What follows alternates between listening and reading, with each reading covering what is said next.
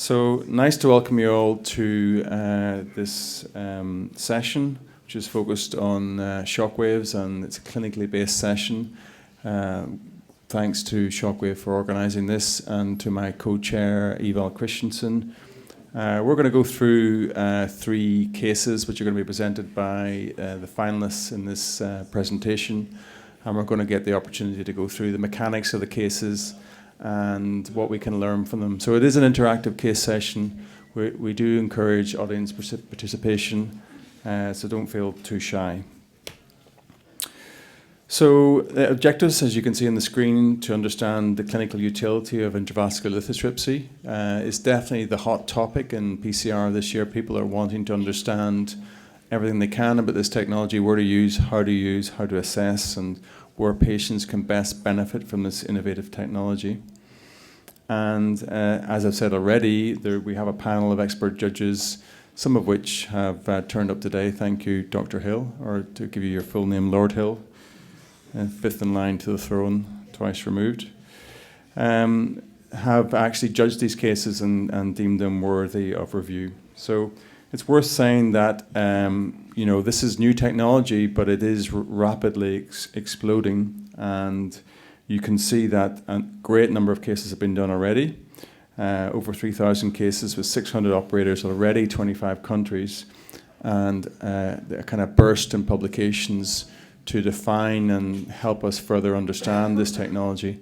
It's fair to say that there's still a fair bit more work to do, and the enthusiasm that you're bringing to the session today is the kind of enthusiasm we're going to leverage moving forward to position the technology to get the best outcomes for our patients.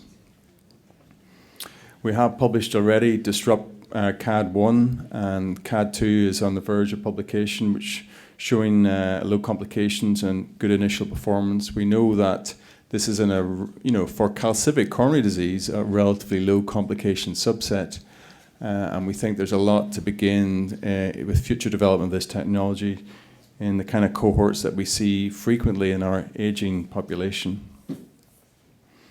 And you can see there that this research program is a fundamental component of understanding any new technology, and it will be as we continue to move forward with it.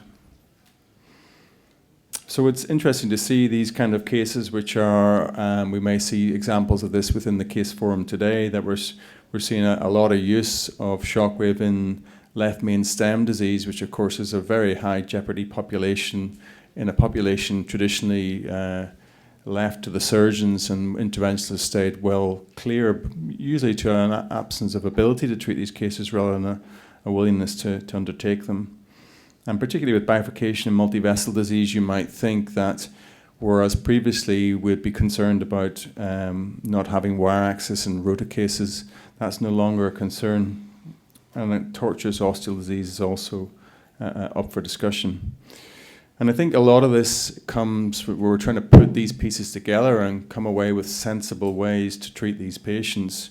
This is something which I've worked on with colleagues, including Margaret McIntyre in Glasgow, in which we're trying to give people essentially what we describe as a mind map for treating calcium. And I think the first thing we can say about that, without going into this in too much detail, is that the coronary angiogram, unfortunately, is inadequate to understand the depth of calcium in the majority of cases. And you'll see that there's a pretty big imaging focus in the assessment phase of this. And what we're saying is that if you look angiographically and you see a high calcific burden of disease and you can't cross with a balloon, then you're going to go to rotational atherectomy. If you can cross with a balloon and you can cross with imaging, then what you find with imaging is going to guide your further therapy. And there probably are additional nuances that will come out as this technology develops. But what we are seeing is that the more concentric and the greater the depth of the calcium, the more it's suitable for intravascular lithotripsy following a failure of conventional balloon treatment. I think we're still yet to define how best to treat eccentric and nodular calcium, but we are starting to define this treatment subset a lot better. And then we get to this modification phase, and I think just like any technology, you want to make sure that your modification is sufficient ahead of stenting. whilst there have been some isolated reports of intravascular lithotripsy successfully treating underexpanded stents in calcific tissue, if you get to that point, that's a failure of assessment, treatment, and a realization that further therapy is required. So the modification can include your standard treatment of the current era, non-compliant balloons, scoring balloons, rotablation, or it can include intravascular lithotripsy, and that's what we're going to focus on today. And one of the key learning points I would tell you is that after you've treated something, it makes sense, intuitively at least, that you should reassess it prior to stent occlusion. And what you're looking for, again, should become apparent in the course of this session, but you're looking for evidence of calcium fractures and some suggestion that you've restored vessel compliance ahead of stenting. And then you're really wanting to end with 90% stent apposition or better if you can. So with just that little prelude, we're going to go on to the cases, and due to the complexity of the nomenclature of the names, I'm going to ask Evald to introduce the first competitor.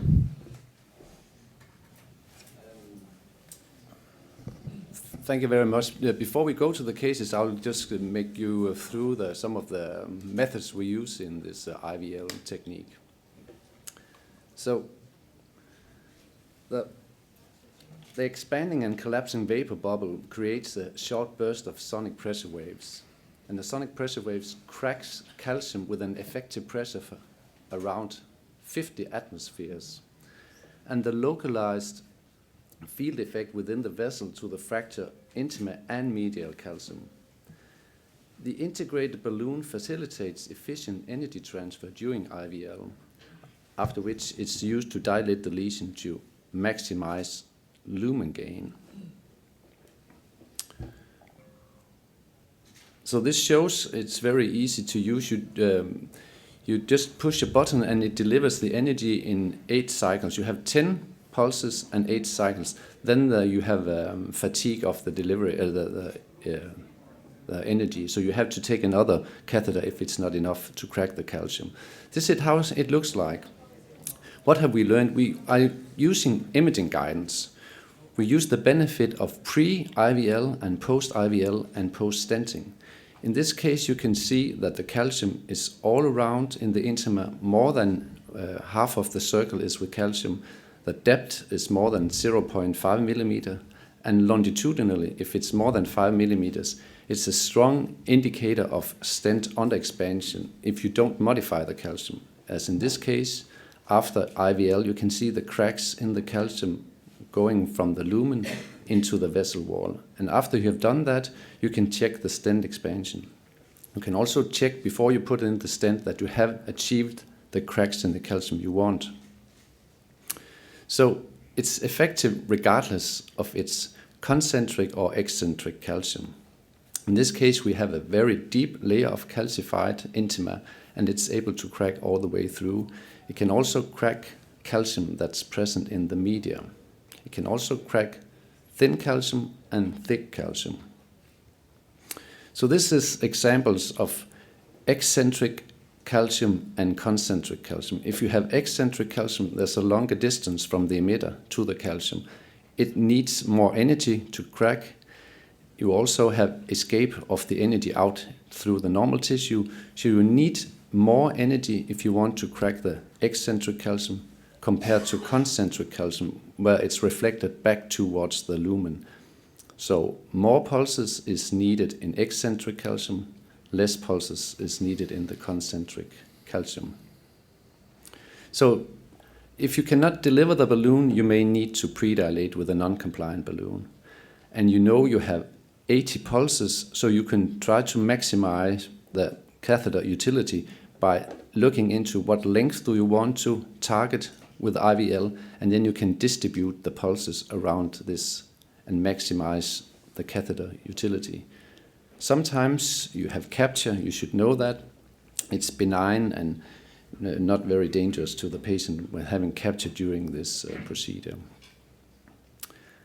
And now we should have the first case presentation by Slavomir, the first nominee. Please remember that you should vote in the system for the TopShock case that will be awarded afterwards. Yeah, we'll talk you through the voting after all the presentations.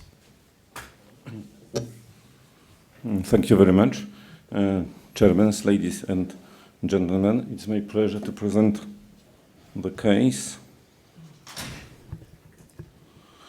Complex PCI of severely calcified left coronary artery in a patient disqualified from coronary surgery.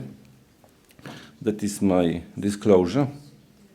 62 years old male with stable coronary artery disease in third class according to CCS. NST elevation acute MI few months ago, treated with PCI, but unsuccessfully. Hypertension, hypercholesterolemia, multi-level peripheral artery disease treated with end atherectomy of both iliac arteries, lung tumor in the course of the diagnosis. Echo revealed moderate aortic stenosis and slightly diminished ejection fraction of left ventricle. In angio, we can see severe distal left main disease and proximal LAD and very tight calcified lesion in ostium of the circ and big marginal branch. We can see two different views of left coronary artery, and you can see distal severely calcified left main, proximal LAD, and big marginal branch and circumflex.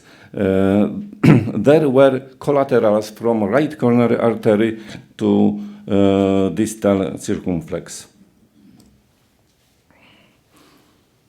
We performed during diagnostic procedure, we performed two IVUS runs from LAD to left main and from marginal branch to left main to assess the calcium burden and stenosis severity, to choose optimal procedure technique for this patient. IVUS revealed large calcification, deep calcification in left main, LAD, and marginal branch. During a diagnostic procedure, we found a large calcification in distal left main and proximal LAD and marginal branch. In such case, calcified plaque modification is crucial for every bifurcation stenting technique. In our opinion, anatomy was not suitable for rotational atherectomy due to deep calcification, large calcium burden, and big arteries diameter. In distal left main, the best option of treatment when we are going to put two-stent technique is double kissing crash. In majority of cases, treatment of choice. Intravascular lithotripsy, in our opinion, was good solution for this case. As usually, we used radial approach, 7 French guiding catheter, and as a first step of the procedure, we took the biggest Shockwave balloon for all 12 millimeters, and we did 4 applications in marginal branch as a first, and then in left main and LAD. You can see we could introduce very easy Shockwave balloon into tight lesion in marginal branch, and we did 4 applications. Then we removed the balloon, Shockwave balloon, from marginal branch and inserted into LAD and left main, and did next 4 applications of sonic pressure waves. The picture after IVL application, and you can see final outcome of complex PCI procedure with IVL. After IVL, non-compliant balloon were used, and then we implement decay crash technique. I would like to emphasize that all steps of the complex PCI procedure went easy. It means that IVL properly modified calcified plaque. To summarize this case, lithotripsy with shockwave balloon facilitated performing complex PCI in difficult bifurcation anatomy of severely calcified left main and marginal branch. Shockwave balloon was used as a primary approach without preceding plaque modification. Thank you very much.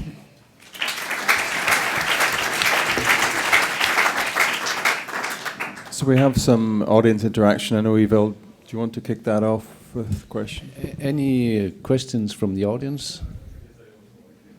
I have a question for you. You said that you saw deep calcium, and that was the reason for using the shockwave. Can you quantitate the depth of the calcium with this IVUS, or can you comment on that? Okay. In my opinion, we saw calcium in diagnostic angiography, and we didn't use OCT as a best method for assessment of deep calcification. But in our opinion, angio and IVUS revealed large calcium burden, and we suppose that deep calcification is present in this case, and the arteries had big diameter, and of course we consider rotational atherectomy because we are experiencing this technology at a training center for rotational atherectomy, but we decided to use IVL. It was our fifth case with shockwave balloon, and this case went easy, and with we achieved optimal result of the PCI procedure. Yeah, it was a great case. Yes, question from... Was IVUS imaging done post? Diagnostic and therapeutic procedure was performed not at the same time, and we use from different reasons only during the diagnostic procedure, but we have data from IVUS, and we can choose optimal stents, diameters, lengths, and so on. We didn't check stent apposition, but I think that we achieved good stent apposition, good minimal stent area, and so on. Yeah, I mean that's a good question, really, because you've demonstrated the first part of the algorithm that you assess, and I think the word of caution I would say is that you need to reassess prior to stent apposition, and you have to reassess with imaging that you've got a good stent result as well. I mean, it looks angiographically good, but we know that, Evald, you've designed October around this, that angiography in bifurcation disease is not adequate to tell you stent expansion. I enjoyed the case as well, and the HD images. The one thing I would say is that because there's distal filling of the second marginal doesn't justify just ignoring it, I certainly would be wiring and stenting that as well. The angulation of that lesion does make that difficult. And I think what's interesting about the case is that it may well be there was a hazard associated with rotablation here. You're a very experienced rotocenter, but what was notable was that the circ was very markedly angulated. And I don't know if you've got any comments on that. We wonder which method should be used in such a calcified artery. But during diagnostic procedure, the IVUS probe went easy to very tight stenosis of marginal branch, and we decided to do without rotablation use shockwave balloon, and I think it was a good decision. In my opinion, we can join first rotational atherectomy, then shockwave. It's a very good option. In this case, we use only shockwave with a good final result. Yeah, and I think it's interesting how your intuition in clinical practice will drive these kinds of algorithms. Like we can pass imaging, therefore the probability of needing upfront IVUS is that bit lower. But if we can't pass our imaging, then maybe we need rota upfront, Yes, and they start to become a little bit more concrete and learning lessons that we can take away and apply on a more systematic basis to perhaps less experienced centers. Okay, I definitely agree. Final IVUS, good option for this case. but we didn't perform. Yeah, I think it's a good teaching point to say that if you know you want to use IVUS in the left main, don't use it in just one step of the procedure. Use it up front and also before you do your kissing, to see that you have not done abluminal rewiring. Sometimes when you jail a wire in the circ, you bias your guiding catheter out, and I think we have seen the risk of coming outside a stent in the left main is much higher than expected. We see that in the core lab analysis in this October trial that we were discussing. So I really recommend before, during, and after. I completely agree with you, but diagnostic procedure 3 days before therapeutic procedure, we have to consult the patient in heart team, and it was the reason we don't use final IVUS. But I generally agree that it should be used, especially when we intervene in left main. Yeah. Great case with teaching points. Just one more point actually from the audience to take away, without labouring it, Eval's looking at an OCT study in the left main, and when he refers to abluminal wiring, of course that in itself doesn't cause an issue, but if you try and balloon a stent after abluminal wiring, you can make an absolute mess of the left main, and I think angiographically you can be falsely reassured that you've got a good result. And actually when Evald and Niall shared the data about the incidence of abluminal wiring with me, I was appalled at how high it was.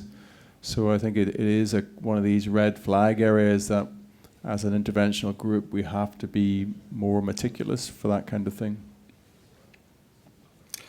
Okay, so thank you very much for that. We're going to have a slight deviation in order of the speakers. We're going to Ariana Gonzalez. If you wouldn't mind speaking now, Ariana, that'd be great. She's going to talk to us on rototripsy, so a new word for us. Combination of rotational atherectomy and intravascular lithotripsy for the treatment of severely calcified lesions. Hi, good afternoon. I'm Mariana Gonzalez. I'm from La Paz University Hospital.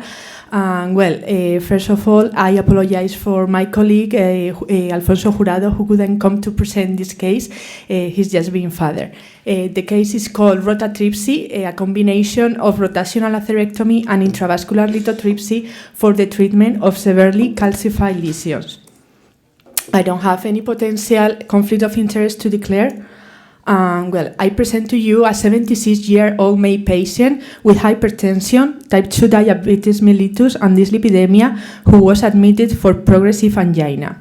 The echocardiogram showed preserved left ventricular ejection fraction without regional wall motion abnormalities, and the treadmill exercise test was positive for myocardial ischemia. For this reason, the patient underwent a coronary angiography, which revealed severe calcified diffuse disease at proximal and middle LAD, without any significant lesions in the other vessels. Here you can check the coronary calcification without a contrast injection. And we tried to predilate with non-compliance balloons without full expansion of a 3 mm non-compliant balloon, appearing the typical image of dog bone, as you can see here in the image. We confirmed with IVUS the severity of calcification with 360-degree calcium ring at several points. And at this point, we decided to perform a rotational atherectomy with RotaPro system using 1.2 and 1.5 bar. Here you can see how the device crossed the lesion. However, it was still undilatable with a 3 mm non-compliant balloon at high pressure at 24 atmosphere. So we thought it could be a good option to attempt for calcium debulking intravascular lithotripsy. We deliver a 3 by 12 millimeters Shockwave, and we needed to perform anchoring technique. So we inflating a 1.5 balloon in the diagonal branch, distal the target lesion. Here is the Shockwave balloon, and here the semi-compliant balloon. And in this way, we were able to cross the stenosis. So we could apply 30 pulls at the undilatable lesion, and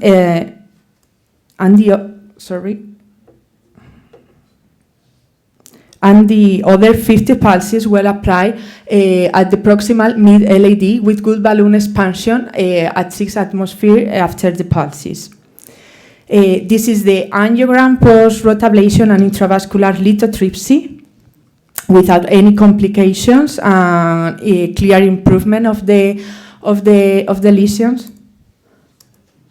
And this is the OCT pullback with the angio co-register. Now I will present in detail the different findings.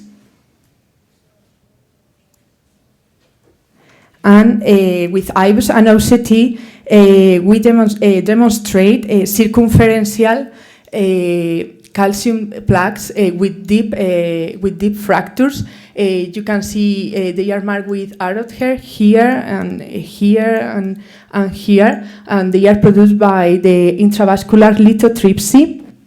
And we also saw multiple intimal microdissections produced by rotablation. Note that the lumen is expanding circumferentially with intravascular lithotripsy, whereas with rotational atherectomy, rotablate just near the gut wire, ablated only near the gut wire. Finally, we easily deployed 2 overlap drug Latin stent, everolimus Latin stent, 3 by 28 millimeters and 3.5 18 millimeters at mid segment and at the proximal segment, with an excellent angiographic and OCT result, as you can see here, with well opposed and well expansion the stent. So in conclusion, rotational atherectomy allows the treatment of intimal calcium and permits to cross balloons and stents through severe lesions. However, it may not be enough to achieve adequate expansion of this device when circumferential deep calcium plaques exist. Intravascular lithotripsy is a revolutionary tool to treat deep calcium and dilatable plaques. We believe that the combination of these 2 techniques, rotatripsy, may be useful in the percutaneous treatment of severely de novo calcified lesions. Thank you very much.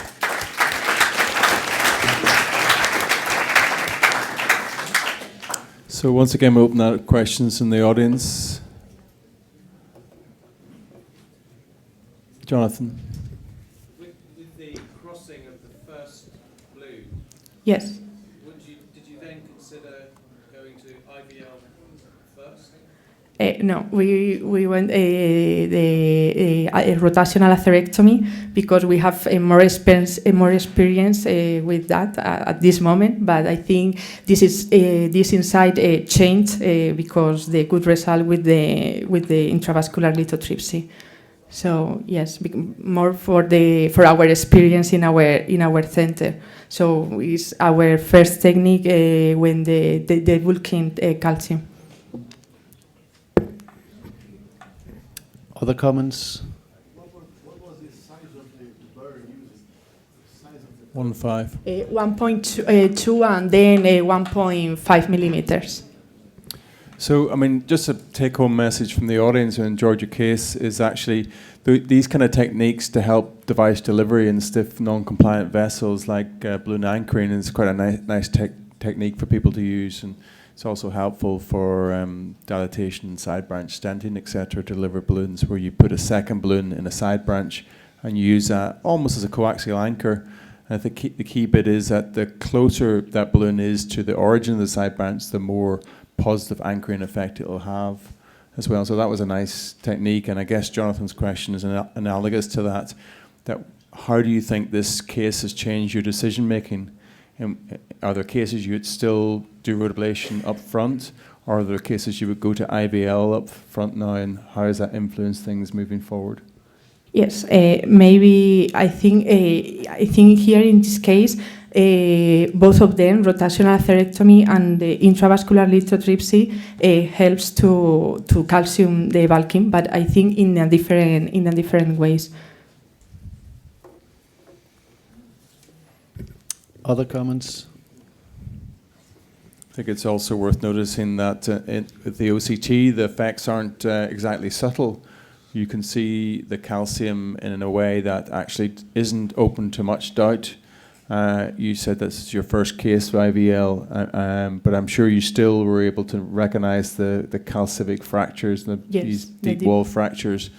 And of course, what that tells you is that the vessel compliance is now, with confidence you can put the stents in. I think that part is what we were trying to emphasize previously with the algorithm, where once you've treated, you've assessed that it's now safe to put the stents in and get a good stent result. So that was a very nice demonstration of that.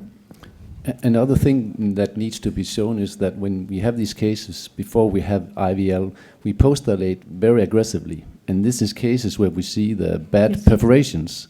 Yes. And when we have this nice compliant calcified tissue after IVL, it could be protecting against this hazard. Yes, this complication. But we need to generate more data about that. But I think that's my impression, that it's more tissue-friendly. Yes, calcium I think so. modification. This is more friendly than rotational atherectomy. That was great. Many thanks. Okay, thank you.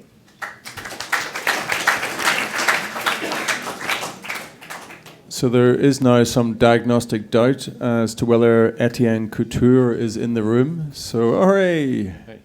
So we had several standby speakers in case you weren't here, so we're very grateful you are here. So yes, I am. And we'll look forward to your presentation with a special anticipation then. And the title is Coronary Intravascular Lithotripsy for the Treatment of Heavily Calcified Osteal Lesions, an Emblematic Case.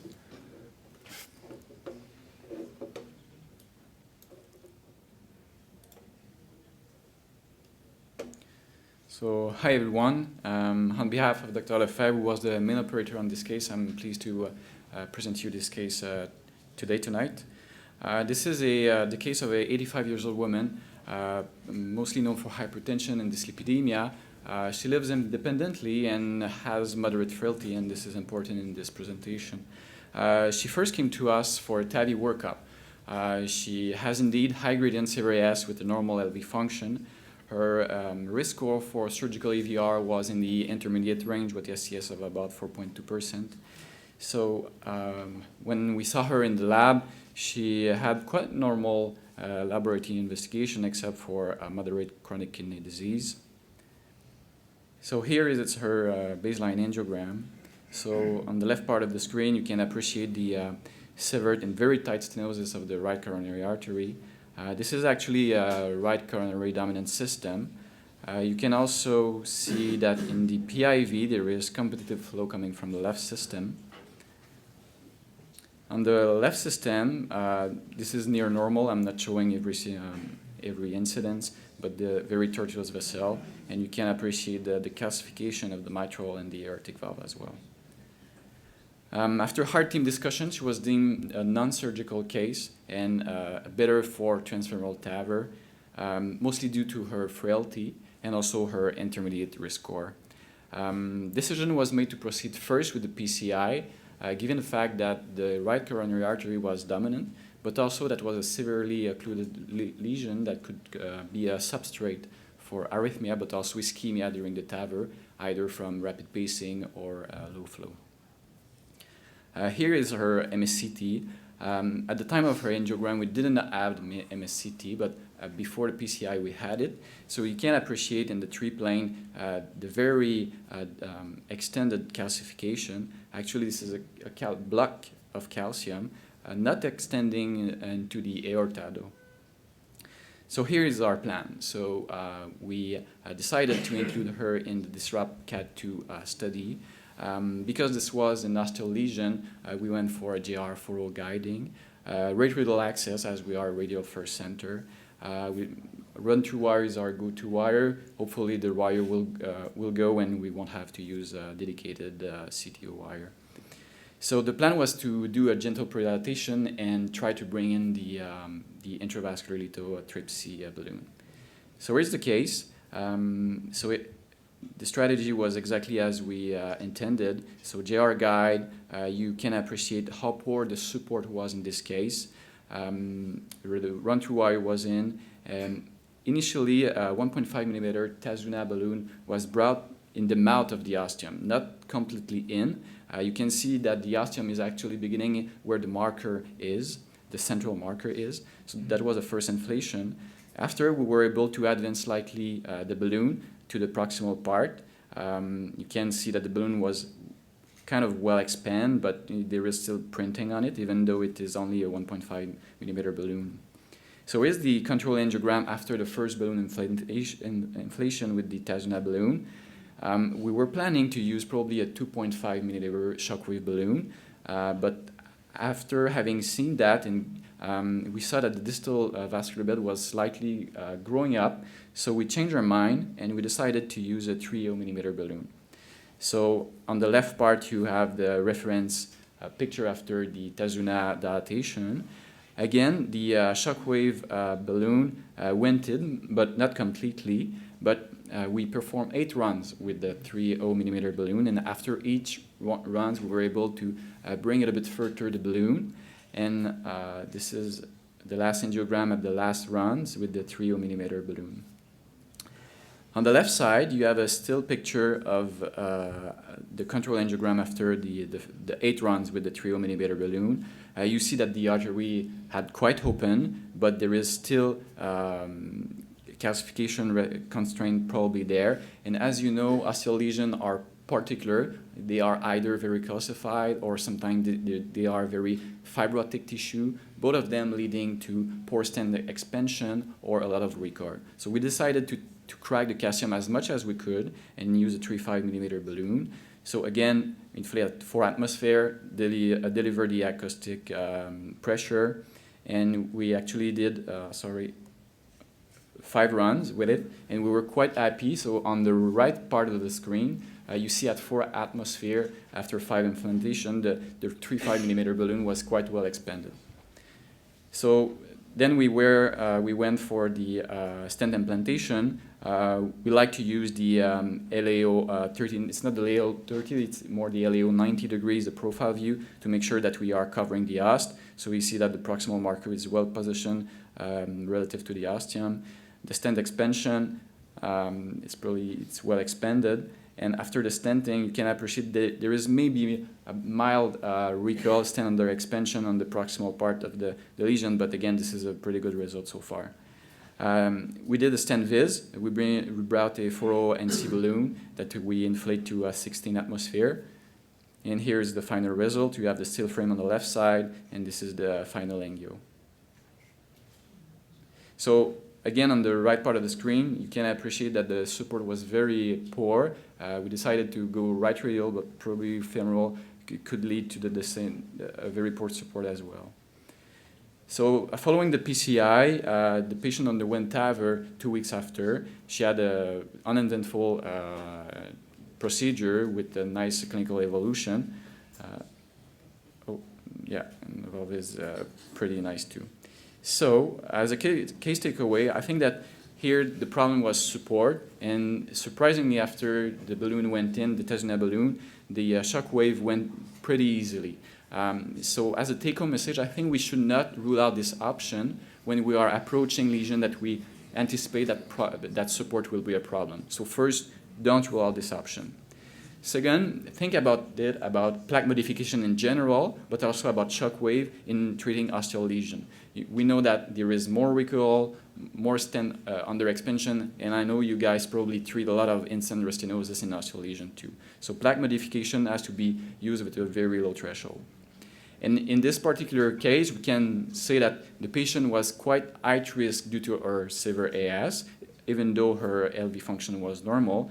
But we can say that this tool really transformed a complex case into a relatively straightforward procedure. So for at least this patient, that was a game changer. So thank you.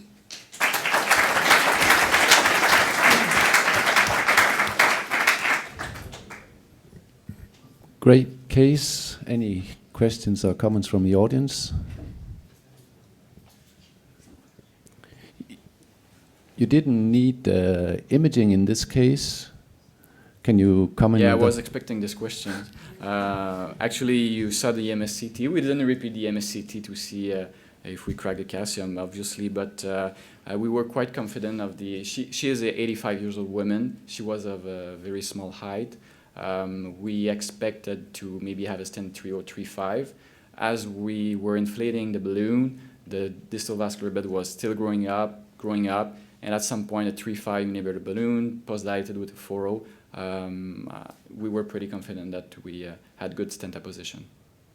Yeah, I think, again, we don't want to labor the imaging point, or maybe we do, but the rationale for imaging there is, number one, stent sizing, number two, has the lithotripsy works, using a surrogate marker of that, a balloon, and I accept that that's a reasonable thing to do on occasion.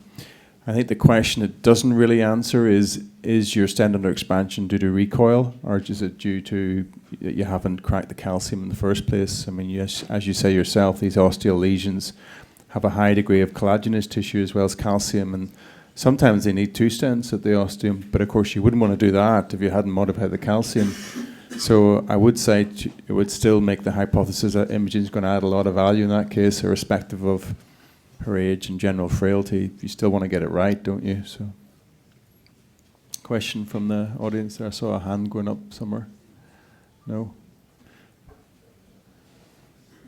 Yes, sorry, go ahead. Can we use Shockwave to treat a markedly underexpanded stent with chunks of calcium behind the stent? Can we use Shockwave that scenario to break the calcium behind the stent and then be further post-dilate the stent?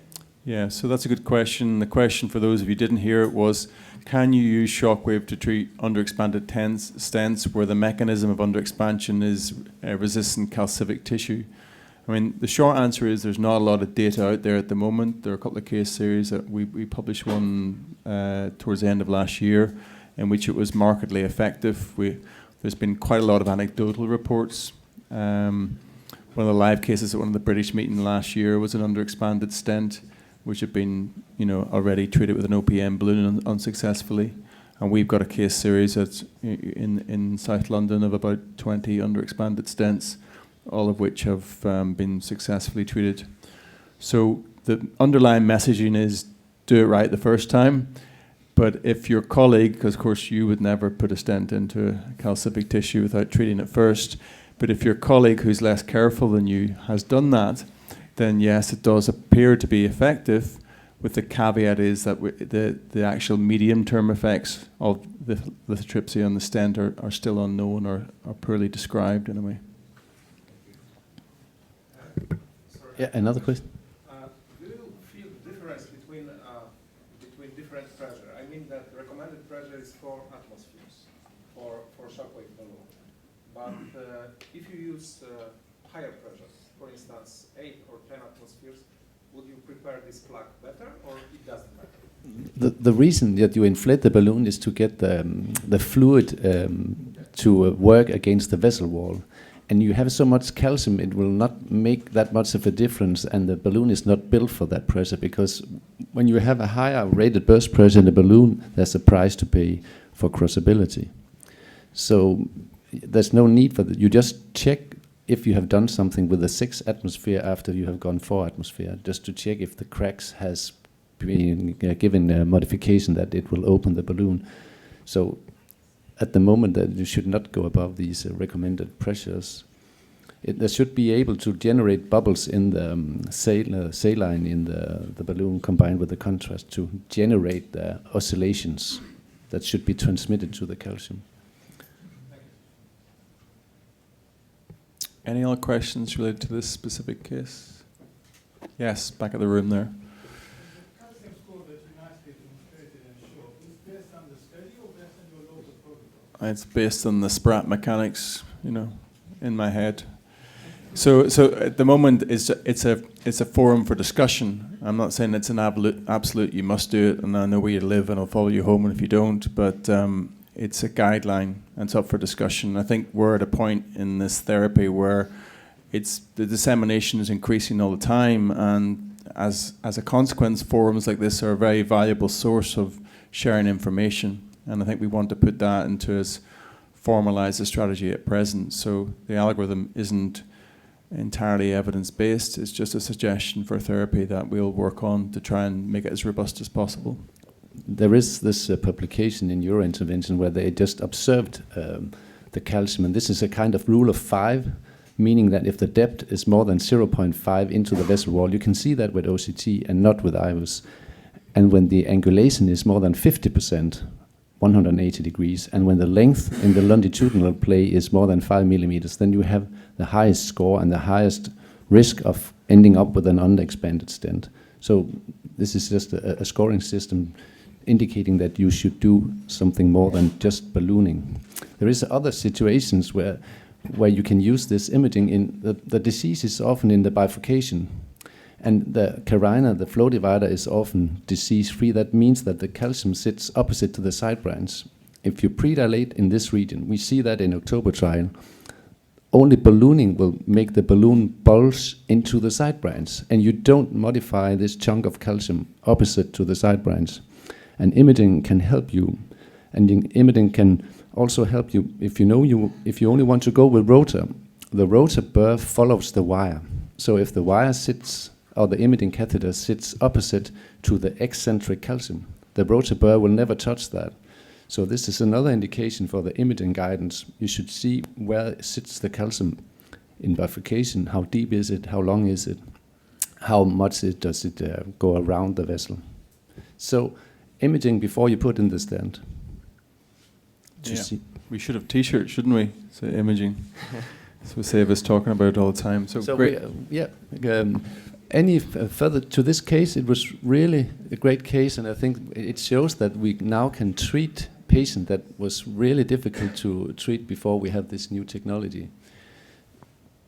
Any further comments, or should we go further to the voting? Let's do that. Yeah. Thank you. Thanks.